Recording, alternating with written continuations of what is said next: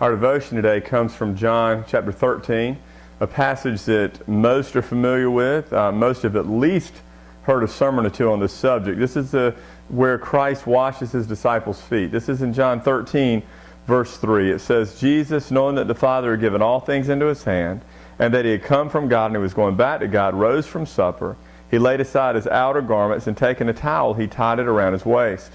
Then he poured water into a basin and began to wash the disciples' feet and to wipe them with the towel that was wrapped around him. You've got a picture here that really is amazing. You've got Christ, the creator of all things, taking time to serve those that he created. And then he goes on and he explains why he did what he did. It says down in verse 13 and 14, it says, If I then, your Lord and teacher, have washed your feet, you also ought to wash one another's feet, for I have given you an example that you also should do just as I have done to you. Truly I say to you, a servant is not greater than his master.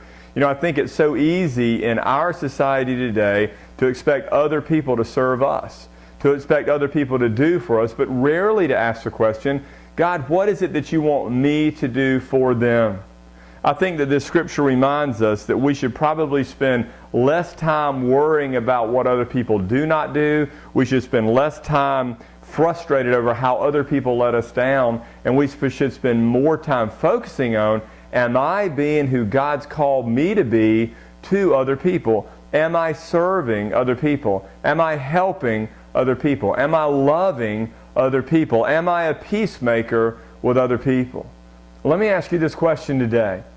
Do you think that you spend more time expecting others to do for you, or do you spend more time focusing on what you could do for others? Let the passage today serve as an example for you that Christ, the creator of all things, even though he was greater than all of those that he encountered, he lowered himself to serve them. Now listen, you and I are not greater than other people. All of us have been created equal by God.